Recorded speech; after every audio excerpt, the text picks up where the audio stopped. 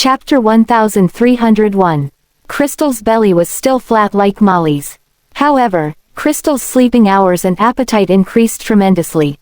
On a side note, her metabolism rendered her the type to gain weight easily. Before this, she managed to stay fit because of regular exercise. Now, after over a month of lack of control in her diet, she had gained a lot of pounds. Fortunately, her tall stature complemented her size, and so she merely appeared fitter. She wasn't that much of a beauty to begin with. Now that she had gained a few pounds, she became uglier. Although Yale didn't care about looks that much, the more he looked at her face, the more repulsive it was to him. "Yale, you're finally here. It's been days since you last came to visit me." Crystal stuck to Yale as soon as she saw him, giving him a layer of goosebumps. Holding in the urge to puke, he wore a smile. "I'm here now. I'm kinda busy these days. Behave and stay at home. Once I finish my work, I'll take you to the hospital for a prenatal checkup." She hugged her belly, which appeared to be bigger from all the eating. "Look at my belly. Isn't it bigger? Our son is healthy." At that time, her gestational sac stretched at only 0.5 inches, which wasn't big enough to make her belly grow. It was merely her tummy, and the sheer sight of it made Yale lose his appetite. Even before this, when Crystal was in her prime, he could have sex with her without the lights on. The trick was to think of her as Molly. Crystal pulled his hand to her belly. Never once had he touched her since she got pregnant. Every time, he refused to touch her with the excuse of her pregnancy. Not only did they lack sex life, he didn't even touch her. Uneasiness grew in her when Yale withdrew his hand. "Crystal, I still have to leave for work. I'll see you after work." She threw a tantrum, insisting on him having breakfast with her first before anything. Knowing her vile temper very well, he was left with no choice but to stay for breakfast with her. Little did he know, someone emerged after he left. It was Lisa, who volunteered to come over and look after Crystal a few days ago. "Did you get it, Lisa?" "Got it." Lisa showed the memory card in her hand. It was from a dash cam. A few days ago, Lisa sensed something off about Yale. Crystal had also claimed that he hadn't touched her. A healthy man not having sex for over a month. That was odd. As someone who had been through something similar, Lisa told Crystal the cruel reality. Some men might behave in front of their wives, but they would look for another woman while the wives were pregnant. Yale's recent change in attitude prompted Crystal to take Lisa's piece of advice. Crystal had secretly checked Yale's phone and found nothing out of the ordinary. The only thing left unchecked was the dash cam in his car, which shed light on Yale's questionable behavior. He stayed in a villa in the suburbs most of the time this month. It took at least an hour to commute from there. Why would the busy man choose such a far place? "Lisa, something's off. Told you, men are unreliable." His mistress could be there. Crystal threw the grapes in her hands away, on the verge of crying. "No way. I don't believe this. Yale chased me for a long time. He has liked me for years. Why would he betray me?" Sexual desire and love are two different matters to men, Miss Heath. Otherwise, why would so many men be reluctant to divorce although they have a mistress? Crystal grabbed Lisa's hand. "Lisa, you watched me grow up. Tell me, what should I do? Calm down. Let me call over more bodyguards. We'll visit the place and find out who that woman is." "Okay, I'll do as you say." Lisa sold the idea of taking Crystal out for shopping to Yale's men. Then, the women rushed to the villa in the suburbs with 2 cars of bodyguards. Clutching her shirt, Crystal prayed. "I'm sure there's no woman in that house. Yale would never lie to me." Yet, the more she thought about it, the more nervous she became. The doorbell rang, and Florence's voice could be heard. "Who is it?" Chapter 1302. "I came under Mr. Yale's orders. I have something for you. Please open the door." Lisa was fully prepared. From the monitor, Florence could see a middle-aged woman in a neat maid uniform. The woman was carrying a lunchbox. Perhaps Yale had bought nice food for Molly, who hadn't been eating well recently. Florence opened the door without a doubt. Lisa worked for the Heaths, so Florence didn't know who she was. "You can give it to me." "No, Mr. Yale told me to personally hand it to the lady." If I don't follow his orders, would you be able to handle the consequences? For long years of ministering, Tatiana taught Lisa how to deal with these kinds of people. A fierce attitude was enough to intimidate the other party. Although Florence didn't know what Lisa had brought over, Lisa's solemnity toward her task was credible. She's resting. You can leave it here. I'll hand it to her when she wakes up. Didn't you hear me? Mr. Yale specifically told me to give it to her. In the face of Lisa's ferocious expression, Florence lost her stance and lost confidence. Give me a moment. I shall inform her about it. Make it quick. Olivia, who had put Molly to sleep, heard the knocking on the door. Olivia opened the door, a finger placed before her lips. Keep it down. Has Miss Molly not been able to have a good night's sleep recently? Yes, but I have something urgent to tell her now. Can't you tell her after she wakes up? Olivia was aware that Molly had serious pregnancy symptoms. During the past month, it wasn't only her mental health, but her body had suffered, too. Therefore, nothing mattered more than letting her sleep well for a recharge. But how could Florence, a mere subordinate, make a decision herself? On one hand, she was afraid of Yale. On the other hand, she feared the idea of Olivia finding out about Yale's relationship with Molly. Just let me wake her up. We can talk after that. Florence attempted to squeeze into the room without explaining the reason. Olivia stopped her immediately. She's a pregnant woman, and she's having it rough these days. It ain't easy for her to finally get some good sleep. Just how urgent is it? Get out. Don't wake her up. Florence huffed. I don't know where to start. If I don't do as Mr. Yale says, I won't be able to handle the consequences. A crease formed between Olivia's brows. Yale, who cared a lot for Molly, shouldn't do such things. While the dispute was going on, a commotion could be heard from downstairs. Who are you? Questioned the maids. Get out of my way. Making use of her built form, Lisa kicked a young maid onto the floor. One of the reasons Lisa was chosen to be Tatiana's maid was her martial arts skills. Lisa had actually saved Tatiana a few times. What's going on? Florence rushed over upon hearing the noise. But she didn't expect to receive a slap right in the face as soon as she showed up. Lisa sent her staggering to the side so easily. Get out of my way. Then, Olivia heard a familiar voice. Lisa, wait up. It was Crystal. What was she doing here? Raising her head, Crystal met eyes with Olivia, who stood beside the door. Everyone was stunned. Crystal's eyes widened. You, what are you doing here? An idea fleeted her mind, and her face distorted in fury. Bitch. Forget about Ethan. How dare you seduce Yale, too?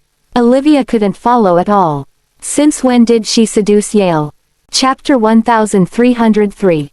Crystal lost it the moment she saw Olivia. Resentment had taken root in Crystal when Olivia stole Ethan away from her. Now that she finally got together with Yale after those hardships, Olivia was getting in her way again. Without giving a fig about her image, Crystal swung her hand to slap Olivia. But Olivia didn't give Crystal the chance to do so as she grabbed Crystal's wrist. Elaborate. What do you mean by me seducing Yale? Meanwhile, Florence discreetly reported to Yale after realizing the solemnity of the situation. The sleeping Molly woke up due to the noise, and her eyes opened. Miss Miraculous Doctor, what's going on? The innocent woman walked out of the room. Upon Molly's appearance, Crystal realized that she had mistaken the wrong person. The mistress was this innocent-looking woman. Crystal shoved Olivia away. I'll deal with you later. Leading a group of bodyguards, Crystal bulldozed her way to Molly. So, you're that bitch who seduced Yale. Molly didn't know much about the outside world, but she could recognize Crystal. It was over. Crystal found out about her. Molly's mind was a mess. Crystal, who towered over Molly so easily with her height, flung a slap over Molly's face. Olivia wanted to stop her, but she couldn't barge through the bodyguards in time. A red mark covered Molly's cheek, and Crystal didn't stop right there. Crystal attempted to give Molly another slap but was stopped by Olivia. Olivia Fordham, don't stick your nose in this. Out of my way. Olivia grabbed Crystal's arm forcefully. Are you a mad dog, Crystal Heath? Why bark when you see people? Is this how you greet others? Olivia Fordham, don't push your luck just because my father likes you. An illegitimate child like you have no right to interfere with what I do. Crystal wielded her status to intimidate Olivia. Another slap echoed against the walls. This time, it wasn't Crystal slapping but the other way around. Olivia hit her. Olivia Fordham, you fucking bitch. We're family. How could you side with that fox instead of helping me? Wenches. Guys, don't hold yourself back. Get him. Crystal came fully prepared. She brought along 8 bodyguards in case things got physical. These men were special agent retirees. Every single one of them was built at a completely different level from average bodyguards. Olivia stood on guard in front of Molly. You can try me. I'm calling Linus. The bodyguards might not know who Olivia was, but the way she addressed Linus by his name took them by surprise. Their reactions irked Crystal so much. Fools. What is there to be afraid of? I'm right here. I'll take the responsibility. Get him. Don't pull your punches back. Florence came with the security guards, and both parties surged into a fight. Lisa stared at Molly menacingly. Molly somehow looked familiar to her. Lisa then turned to a bodyguard next to her. Go get that bitch. Chapter 1304. Things got out of control. Olivia wondered what Molly did that had made Crystal so angry. Knowing from her experience, Olivia was aware of how crazy and stubborn Crystal was. Crystal wouldn't care about the truth. All she cared about was herself. Considering how Molly was pregnant, something bad might happen if this continued. Hurriedly, Olivia shared their location with Linus so that he could send help. He should take care of the mess his sister caused. After all, it was already awkward enough between Olivia and Crystal due to their identity. Once she texted the SOS message, she realized a bodyguard was approaching Molly. Olivia attacked him from behind. Do you take pleasure in bullying a weak woman? He turned. Leave if you don't want to get hurt. Punches fly, and they aren't picky. Olivia began attacking without hesitation, and he gladly took the challenge without holding himself back. His plan was to take control of her by swinging her arms behind her back.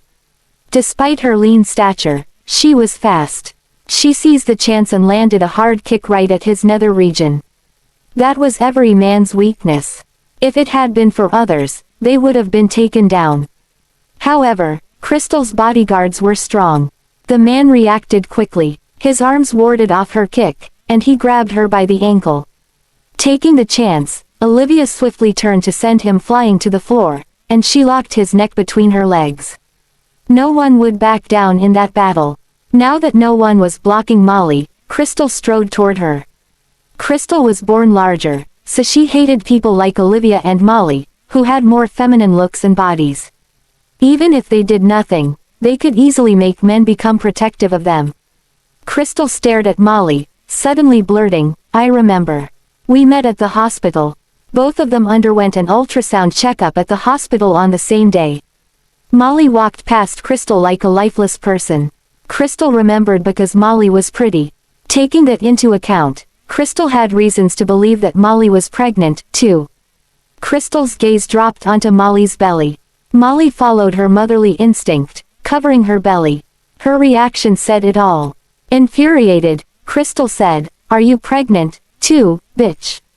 Is it Yale's? And no, you misunderstood, Miss Heath. No matter how innocent Molly was, she knew that she couldn't reveal the truth here. If her relationship with Yale were exposed, his future would be over. Hear me out. How would Crystal have the patience to hear Molly out when anger had prevailed over her rationality? Crystal grabbed Molly's hair. Bitch, how dare you seduce my man? Molly could not fight for herself. She appeared like a weak duckling in front of Crystal. Crystal, stop, urged Olivia, who had a bad feeling about this. She wanted to go for Molly, but 3 bodyguards got in her way. Yale's bodyguards were so weak that they were all taken down. It was difficult for Olivia to handle a few at the same time. Helplessly, she watched the crazy woman bang Molly's head against the wall.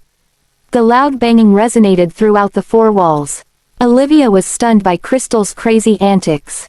How could she do this to a woman? Molly. Chapter 1305. Miss Molly. Florence shrieked at the top of her lungs.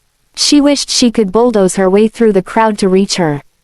But those bodyguards wouldn't let that happen. Lisa grabbed Florence with a sinister expression. She had that coming. She should have known what to do and what not to do. Her young age doesn't justify her deeds. Then, Lisa slapped Florence. Olivia called her out. Enough, Miss Walker.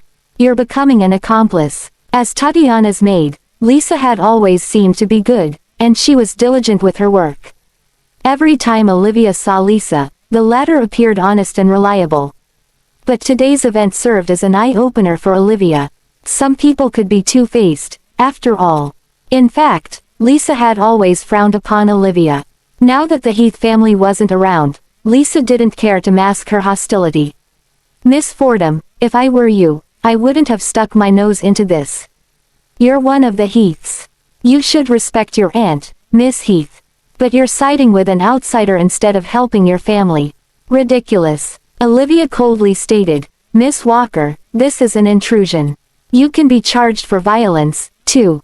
Have you never thought about the repercussions? If Molly sues all of you, you will be sent behind bars. How naive of you, Miss Fordham. What power does she have to sue us? The Heath family is above anyone, retorted Lisa haughtily. Meanwhile, Molly's body slipped down the wall. Blood oozed from her forehead, and everything was black before her. Fighting through the drowsiness sitting heavily on her, she explained, Listen, I'm Yale's sister. Sister, or do you mean secret lover? You disgust me. Crystal suddenly kicked Molly's belly. Olivia pushed the bodyguards away. Crystal, she's pregnant. What are you? A gunshot resounded. The bullet flew past her ear. She froze at her spot. Who fired a gun? Unlike in Dexham City, firearms were prohibited in Arlandia. The person who opened fire was the bodyguard who fought with her. Clearly, he didn't intend to hurt her. It served as a threat to stop her. Sorry, but you cannot stop Miss Heath. Otherwise, I can't guarantee where the next bullet will hit. Olivia was still wearing the mask. The bodyguards were oblivious that she was Mason's granddaughter. I changed that, everyone, to bodyguards, because Crystal actually called Olivia by her true name in the previous chap. They still saw her as a mere doctor. Besides, Linus personally assigned them to Crystal so they would only listen to her. After confirming that Molly was pregnant, Crystal kept kicking Molly in the stomach. Miss Molly, stop it, you guys. Florence yelped. Olivia, who was stopped by the bodyguards, shouted until her voice turned hoarse. Molly was so weak that she couldn't fight back. All she could do was stay low and protect her belly. Tears flowed down her cheeks. Miss Heath, I'm one of the Kingstons. Please believe me. Don't hurt my baby. She wailed in vain. No matter what Molly said, Crystal would twist her words into something else. That Molly was Mrs. Kingston, the woman Yale loved. Crystal exerted more strength on her foot. Her legs didn't stop kicking for a second. A throbbing pain swirled in Molly's stomach. She could feel blood flowing from her lower body. Blood. It was blood. Crystal, you crazy woman. She's Yale's sister. Chapter 1306. Crystal sneered. Olivia Fordham, you think I'll buy that? Bitch. You're an exception, but I can do anything I want to her. Watch me carefully. This is the punishment for stealing someone else's man. At that point, Crystal vented the anger born from Olivia's incident with Molly. Clutching Molly's hair, Crystal dragged Molly down the stairs. Every time Olivia pushed a bodyguard out of her way, the others would build a human wall before her. Her finger pointed at Crystal. Are you going to let her murder someone? Do you even call yourselves human? That woman is innocent. Sorry, but orders come before anything. They stood in front of her, unwavering. She couldn't put up with this any longer. The urge to take that gun away from them was getting stronger. She might stand a chance against 3 of those bodyguards, but 8 was impossible. All of these retirees from the Special Forces stood at least 6 feet too tall. Confronting just one of them head-on wasn't easy by itself. Considering Molly's body condition, Olivia feared that this would end with a dead body. Meanwhile, Crystal tugged an unconscious Molly all the way to the yard and into the snow. The second round of torture began. The pain and coldness woke Molly up. All she cared about was the baby. She did everything in her power to persuade Yale so that she could keep the baby. However, she was sure the baby was gone by then. Her lower body hurt so much that it went numb. "How dare you seduce my man, bitch? Burn in hell," Crystal yelled. On the other hand, a wave of anxiety overwhelmed Olivia, who was in the house. She didn't bring along a gun today. The moment she laid eyes on a fruit knife atop the table, she hit the person close to her to grab it. A gun aimed right at her. She barked, "You can open fire at me. I'm Mason Heath's granddaughter. Linus is my uncle. I call the master you serve my aunt, too. Why don't you kill me once and for all?" Her provocation managed to make the bodyguard withdraw the gun. "Watch your words, Miss Fordham. We have no intention to harm you. We just hope you won't get in Miss Heath's way." But she's killing someone. Instead of taking the stairs, she jumped out of the window from the second floor. "Miss Fordham." The bodyguards feared that Olivia might hurt the pregnant Crystal with the knife, so they followed suit, jumping out of the window, too. They almost caught up with her. One of them was going to yank her back, but she gave him a cut on the arm without a second thought. Blood splashed from the cut, and she made a dash in Crystal's direction. At that moment, the sound of cars became louder. Some black luxury cars intruded on the place. Voices cut through the air at the same time. "Liv, Molly, Crystal Heath, what are you doing?" Olivia didn't expect Linus to be here with Yale and Ethan. The men attended the same meeting. Olivia's text and Florence's SOS message gave Ethan a bad feeling, so he tagged along. Still, witnessing this brutal scene was beyond his expectations. The shade of snowflakes couldn't even cover the thick trace of blood on the ground. Molly, who was still in Crystal's hands, was barefooted while lying in a pool of blood. Yale's eyes reddened. Chapter 1307. Before the driver pulled the brakes, Yale already opened the door and jumped out of the car. The inertia almost threw him into the snow. He couldn't care less about it as he sprinted toward Molly. Linus and Ethan stepped out of the car, too. Blood soiled Olivia's face, and her hand held a knife as the robust men were hot on her heels. Ethan dashed in their direction, his punch flying at the closest bodyguard. Calvin and Brent rarely saw Ethan putting himself in the game. The duo led their men to block the bodyguards. Linus scanned the scene, not knowing why Crystal went berserk all of a sudden. Still, even if the other party made her mad, she shouldn't have gone this far. "Jasper," Linus called. The man who suffered a hit from Ethan stood in military form. A streak of blood flowed from beneath his nose. "Yes, sir." "What's happening?" asked Linus. Ethan rushed up to Olivia and wrapped his coat around the woman, who was dressed thinly. "Liv, what happened?" His rough fingertips caressed her face. Fortunately, it wasn't her blood. She answered, "I'm fine, but Yale's sister." He was aware of the matter between her and Molly. Other women didn't concern him as long as Olivia was safe and sound. Olivia headed in Molly's direction. Including Crystal's relationship with Yale, both the Heaths and the Kingstons shared an ambiguous relationship.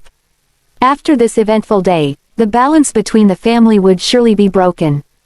Olivia had no intention of meddling in their business. Her sole wish was to protect Molly.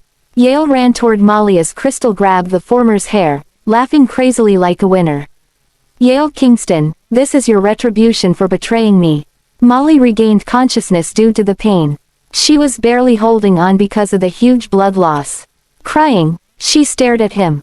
The baby. His eyes were red, and veins traced along his arms, signs of him on the verge of losing his sanity. He got to Crystal's side in no time, and his whole body trembled. Imagine just how much he wished he could kill Crystal on the spot to avenge the woman he loved. But Molly's condition rendered it impossible. His rationality was urging him to take her to the hospital at this instant. Wasting time on Crystal might delay Molly's treatment, putting her in danger. "Crystal Heath, what did my sister do that you have to beat her into a pulp?"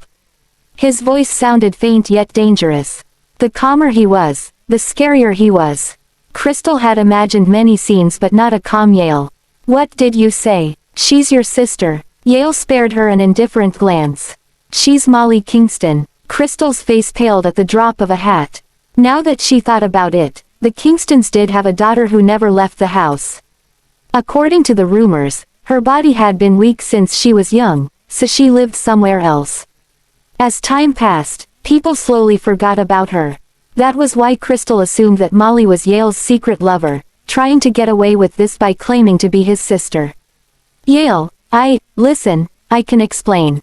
It's over between us, Crystal. Yale dropped the bombshell so calmly. Ignoring the flustered Crystal, he crouched to carry Molly.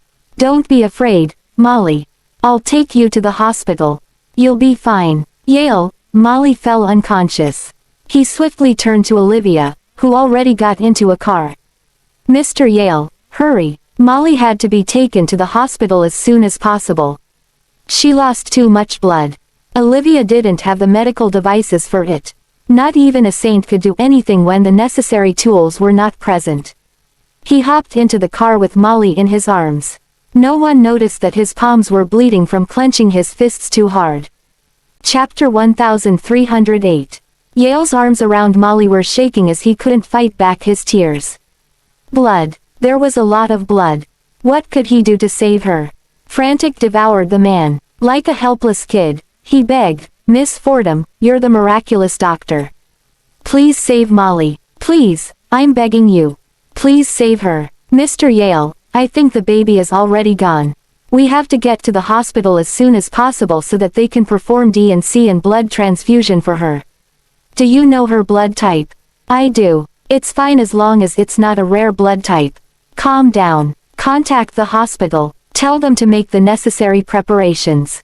We do whatever we can now, and we'll save her. A miscarriage usually wouldn't cost a person's life, but Molly was an exception because of her poor body condition. Not even Olivia could guarantee anything. Okay, I'll do as you say. Yale was shaking so much that his phone slipped through his blood-stained fingers. Ethan, in the passenger seat, wore a solemn expression. I'll do it. He put his grudges against Yale at the back of his head and told Chris to get everything ready as Olivia instructed. Back at the villa, Crystal was dumbstruck. She watched Linus approach her. Molly's blood dirtied the white coat on Crystal. Her mind was still blank as she muttered, Linus, I didn't know. I didn't know she was Yale's sister. I thought. A slap landed on her cheek. Her legs staggered while trying to capture her balance. He didn't rein his strength in. If it were in the past, she would have cried out loud, throwing a fit about it. However, horror was written all over her face because she knew that it was her mistake. Yale's soft words that carried so much weight kept ringing in her head. It pained Lisa to watch that. Mr. Linus, how could you slap her? It's Mr. Yale's fault. He neglected his pregnant girlfriend and kept spending the nights here. That's why Miss Heath suspected that it was an affair, and so she. Is this the reason for her to hurt someone? Linus stared at Crystal, his eyes devoid of emotions. You're a pregnant woman, too. How could you hurt someone of your kind? Mr. Linus, she acted that way in the heat of the moment. He suddenly turned toward Lisa. And what were you doing here, Miss Walker? Lisa explained, Mrs. Heath asked me to look after Miss Heath. It's her first time getting pregnant. I'm more experienced. And so this is how you do your job. He knew his foolish sister very well. She had a vile temper but no brains. Perhaps someone had instigated her to get off the ground.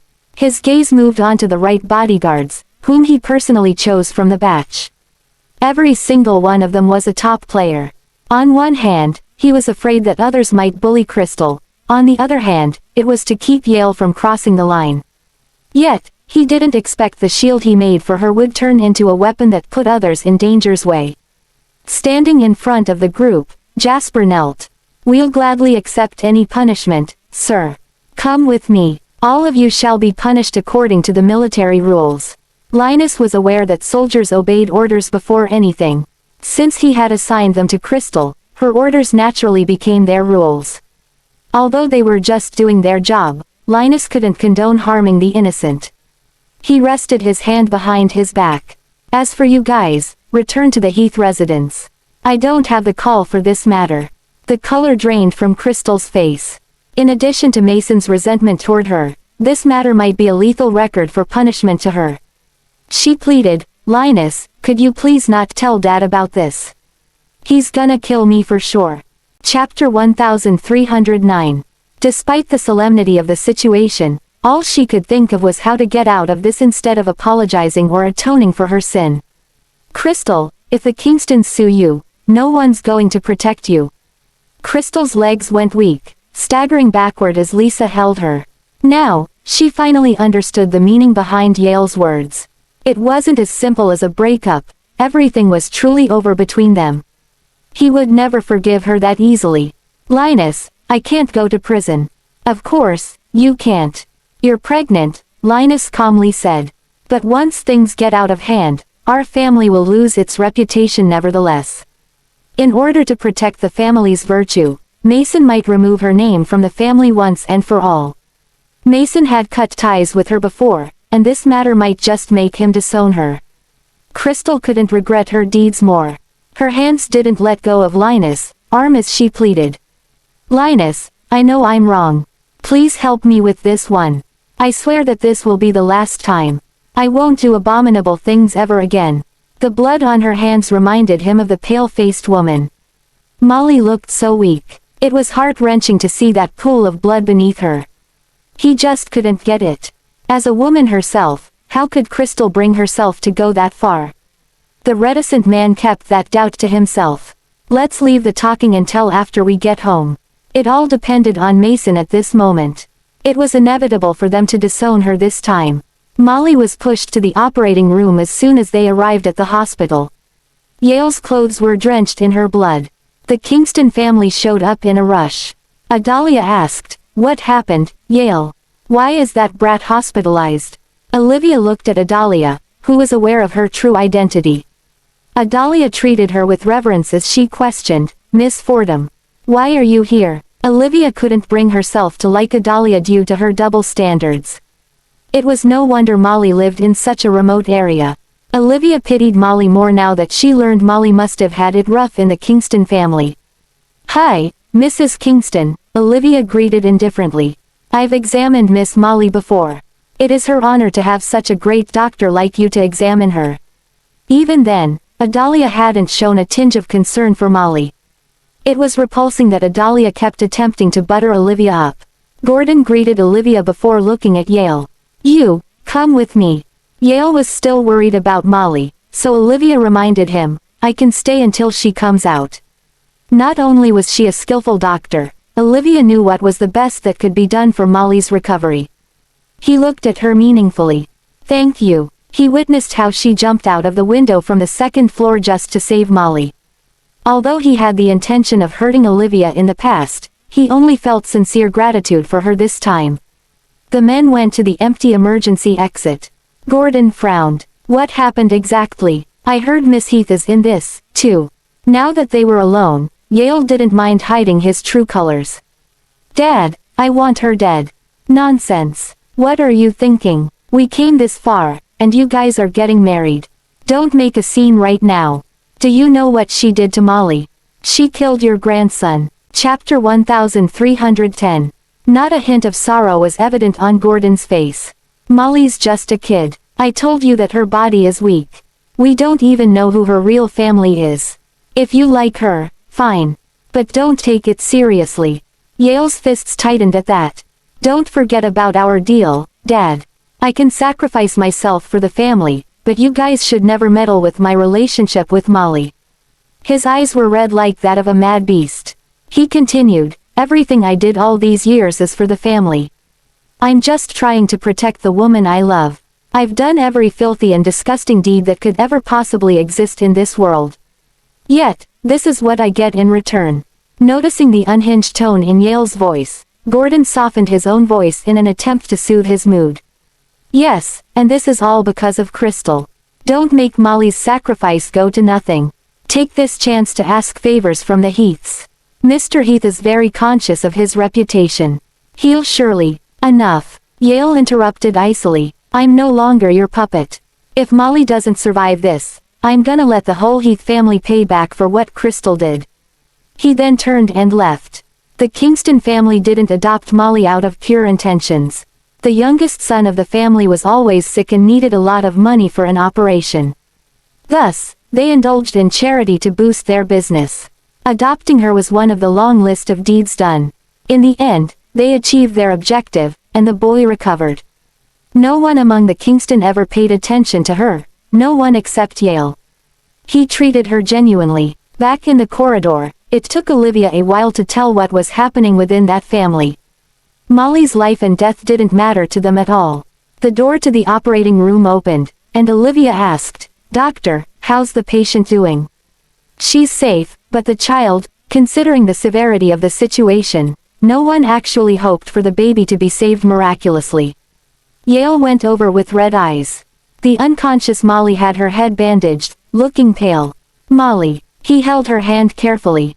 He wanted to touch her but feared that it might hurt her. Adalia commented indifferently, "This brat has always been like this since young. Whenever I think that she won't make it, she survives like a miracle. Don't worry, Miss Fordham. She's like a cat. She has 9 lives or maybe more." Olivia gazed at her in disbelief. "Please watch your language, Mrs. Kingston. You didn't witness how brutal the scene was yourself. Fate has been cruel to Miss Kingston." Olivia's expression showed displeasure, and Adalia hurriedly made up for it. "I'm doing this for Miss Heath. I'm afraid that she won't get over the guilt. I don't want this brat to ruin Yale's relationship with Miss Heath." Adalia assumed that Olivia would side with the Heaths because she was one of them. But Olivia didn't think the same way. It didn't matter if the same blood ran in Molly. As long as Molly was one of them, they should at least care for her, shouldn't they? Yet, Adalia brushed off the harm inflicted upon Molly and treated her as a tool to gain favor from others. Olivia pitied Molly again. It was impossible to talk sense into Adalia, so Olivia ended the conversation and examined Molly's condition. She would have died if Yale hadn't taken good care of her during the past years. Adalia didn't stop her rants, and Yale's patience ran thin. "Mom, if you have nothing else to do, you might as well go to a beauty salon." "How could you say that, son? I'm thinking of your sake. Don't offend the Heaths for this unworthy brat. She's not dead yet. What else are you asking for? Leave."